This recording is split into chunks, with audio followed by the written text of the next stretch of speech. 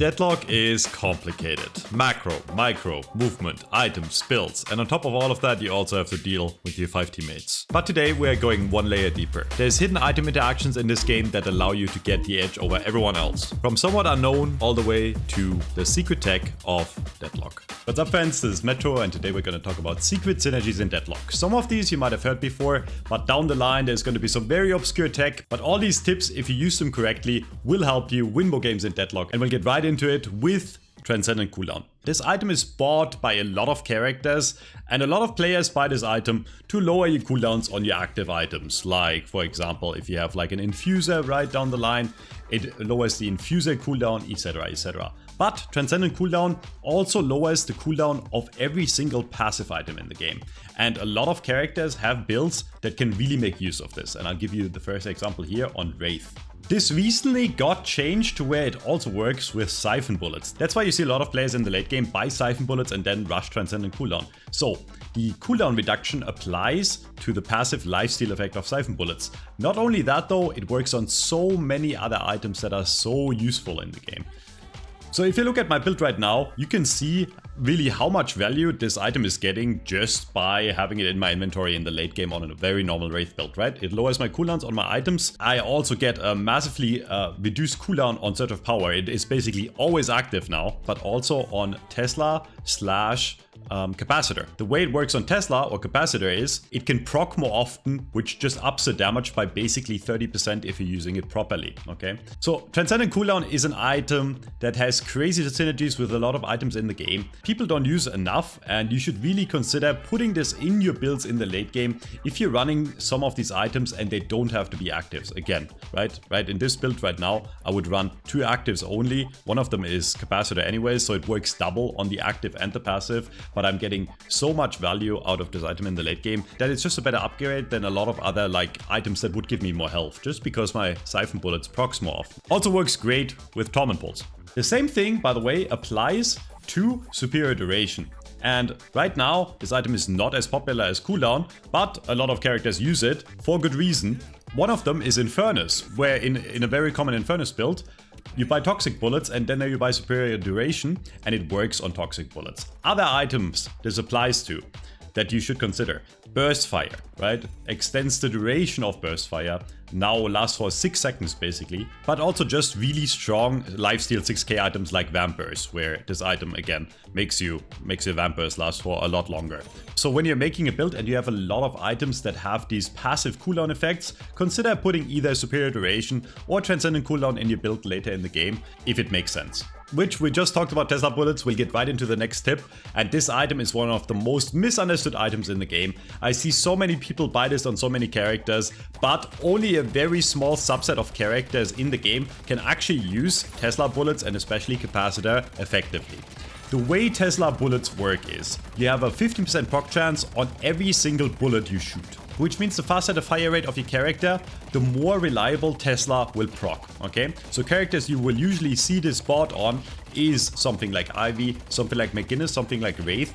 Characters that can just proc this consistently over time. This item is not good on any character that runs burst fire guns, including 7. Right? 7 does shock damage, why not add a Tesla to be in style with the character? It seems like it's good synergy. But even if you up your fire rate, what's gonna happen is it can only start proccing on every single burst, and since there's downtime between every single burst, which means this item will proc way less often on burst fire characters compared to auto fire characters. So you never want to buy this item on any burst fire character, 7, Paradox, or any slow fire rate character. And when I say slow fire rate, I even mean something like Mina or Warden. Characters that seem to have a pretty decent fire rate, but if you do the math, if you do the testing in game, you will realize this item procs way too little to actually get value, okay? So unless you have a really sick combo with Capacitor down the line and you really want the Capacitor slow, there's always better item choices. The characters you want to buy Tesla and Capacitor on are really high fire rate characters, which right now is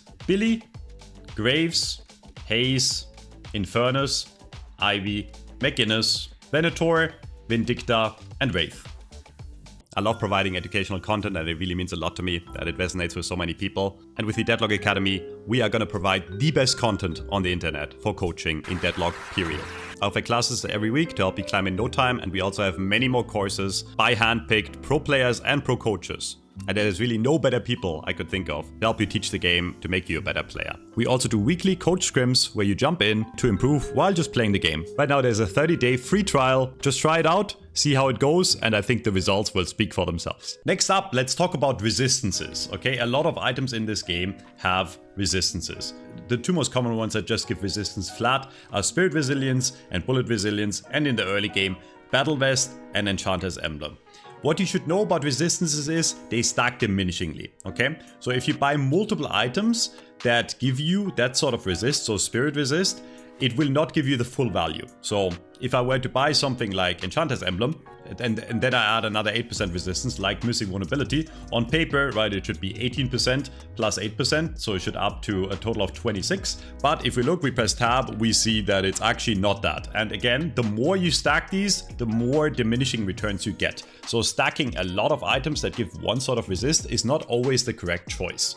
Also, resistances work on your HP, which means the more HP you have, the more you will get out of resistances, right? If you have 50% damage reduction, but you only have 50 HP, right? Over exaggeration, right? You're gonna reduce 25 HP, which is like not anything. But if you have 4k plus HP, right? And suddenly you have like 30 or 25% damage reduction, you're gonna block an entire 1000 damage, okay? So the longer the game goes, the more resistances become strong, because the longer the game goes, the more boons you will acquire, and with more boons, you will get more health on your character. That also means that resistances are stronger on characters that are tankier / more tanky, right? So it's better to buy them on tanks compared to very squishy characters like Mina. That's why you see in most Mina builds, they don't really build a lot of resistance at all, and they very rarely buy something like Spirit Resilience or Bullet Resilience. There are a lot of items in this game right now that just give random stat bonus values, and especially Spirit Resist right now if you're playing the game is insane because there's so much spirit damage going around early. So on a lot of characters like Apollo, you will see a bunch of items that just stack that Spirit Resistance passively, and even with the diminishing returns, it turns out it's just really strong going later down the line, because these items that you buy on those characters also give other effects, right? Like more damage, more survivability in other ways. So if we're looking at a very normal Apollo build here, if you look at the bottom left and you look at those items, how much spirit resistance do you think I actually have? And it's always funny because every time I ask this question, people get it wrong and they calculate it too low. Because we're actually at a whopping 38% spirit resistance, because we're getting spirit resist from Resto Locket, Enchanter's Emblem, and then stuff again like Greater Expansion and Cold Front also give us spirit resist on top.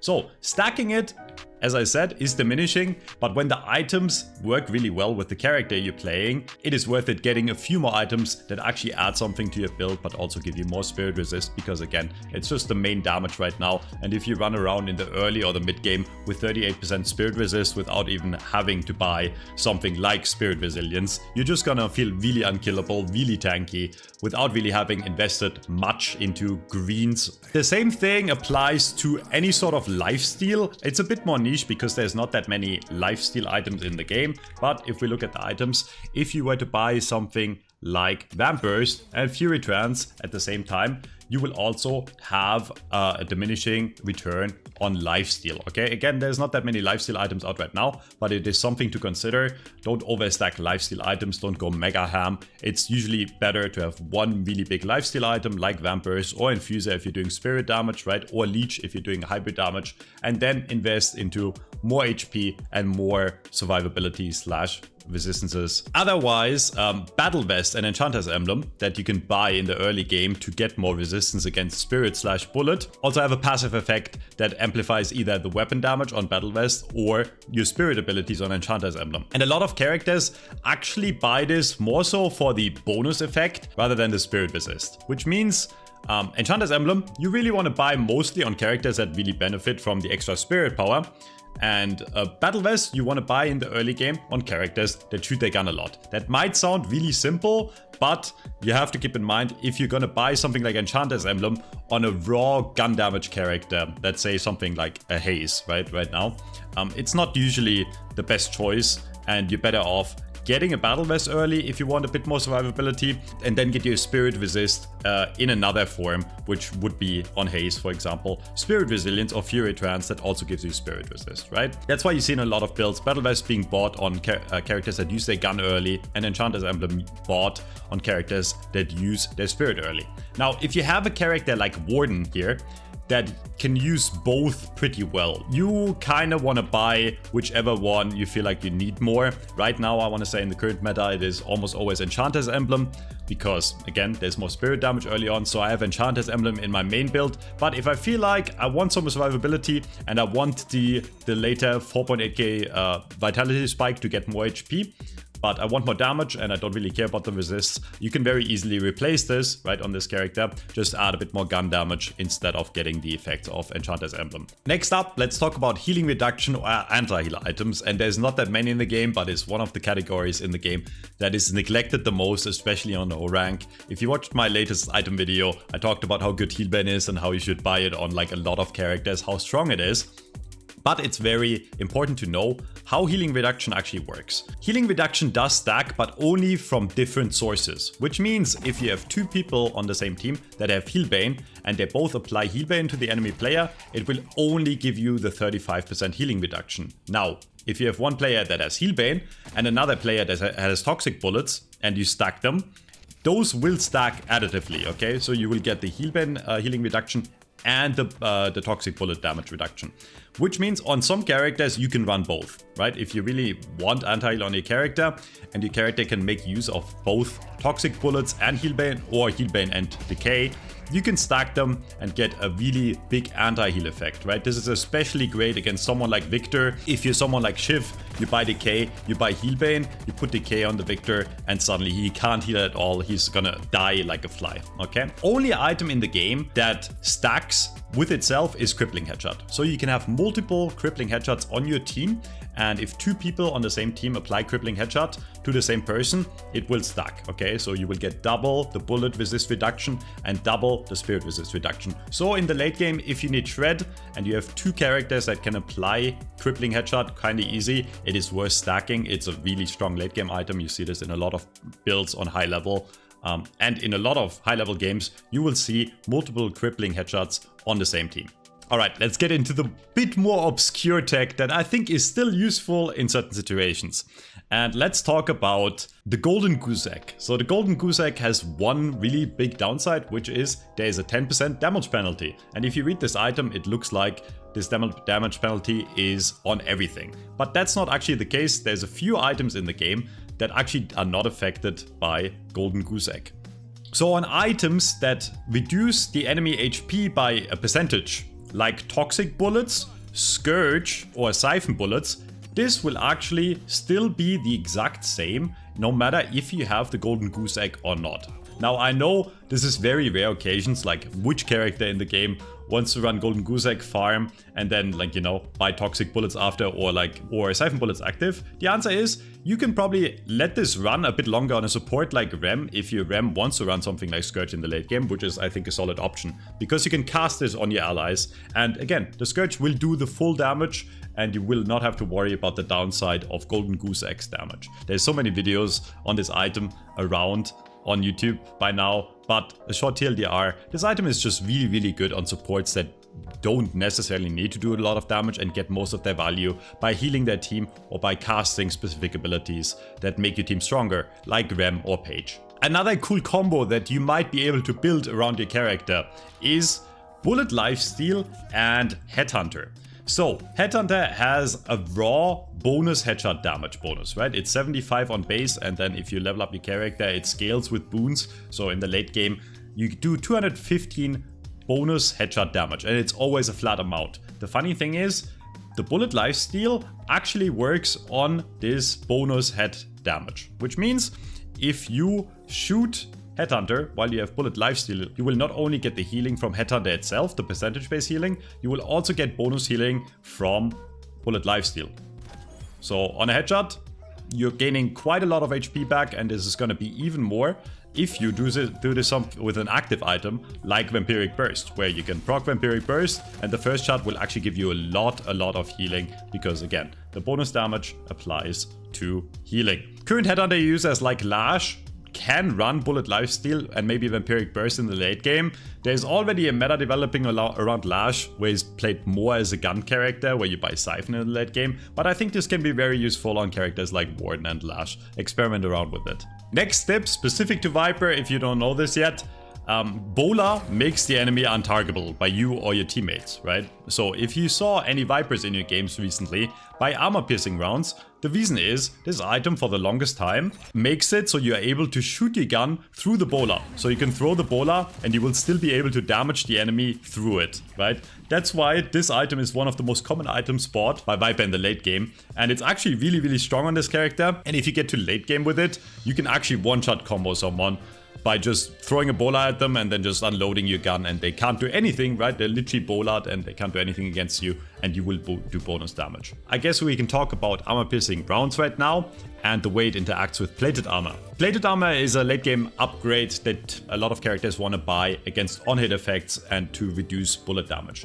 And plated armor works multiplicatively with your resistances, which means if you have items that give you bullet resistance, like let's say a bullet resilience, and you buy plated armor, it will amplify the plated armor value by a lot, okay? So you will multiply the damage reduction you have from bullet resilience with plated armor, basically meaning, if you want the simple words, is you're unkillable by bullets, okay? If you have any sort of bullet resist and you stack it with plated armor. Armor piercing rounds is actually a decent counter to plated armor because 50% of the time, even the on-hit effects on your gun will go through plated armor, right? So if you're playing a character that really relies on on-hit effects, like Mirage, Jin's Mark, like Infernus Burn, you can get around buying armor piercing rounds in the late game even if the enemy has plated armor, because it's gonna make it easier for you to reapply or reproc your burns, your Jin's Marks, etc. Right? So this is really for on-hit effects.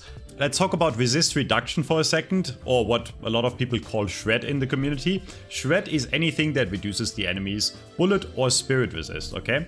And the way these items work is they will apply the resist reduction on the overall resist of the enemy, which means the more resist the enemy has, the more value your reduction will get, okay? So the later the game goes, same story as with bullet resist or spirit resist as I explained earlier, the later the game goes, the more you want to focus around resist reduction.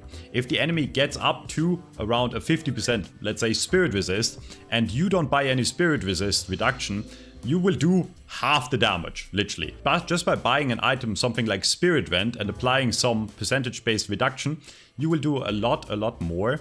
The more resist reduction the enemy has, again, because it applies on the overall resist on the enemy, right? Like, so resist reduction is really something you want to consider, and it's a key factor in you winning later game fights, okay? If you don't have any shred on your team, you will have a tough time in the late game winning if the enemy does, right? Because resists stack really well right now. They are really strong in the late game, and so you need to make sure that multiple people, or at least a few people on your team, have some resist reduction. And again, we talked about crippling headshot earlier. This is like the best option against both, right? Because it works for your entire team. All you have to do is hit them in the head, and then your entire team will do more bullet damage and more spirit damage against them, right? So it works on every single person on your team as long as they're focusing the right target. These items also stack, so if you want to go for a more hardcore shred build, you can.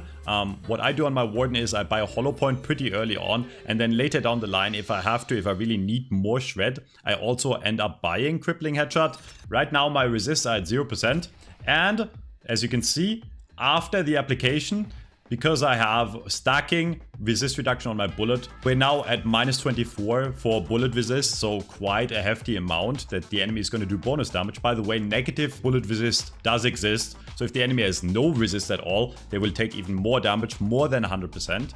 But as you can see, it's also diminishing, just like resists in general. It's the exact same formula. So you can't overstack this, but if the enemy ends up having a lot of resistance in the late game, like right here I bought bullet resilience, right? Suddenly we're gonna apply a lot of negative damage. And if you do the overall math, right, I'm not a math genius, but if you do the overall math, the amount of bonus damage you get from shred if the enemy has bullet resist is a lot higher than if they wouldn't have, okay? Next up, an item that just got recently buffed, Fortitude, and this was once upon a time, like a few months ago, the hard meta, okay? And this item is very understood. So the effect that heals you on Fortitude, that kicks in after 10 seconds, that heals you for 2% of your max HP until you're full or until you take damage. The only thing that can cancel this effect is enemy hero damage or jungle creeps. This does not apply to lane creeps for whatever reason. So if I were low and I take damage from a jungle camp, I immediately get cancelled, my Fortitude immediately gets cancelled, and I will have to wait another 10 seconds until it reapplies.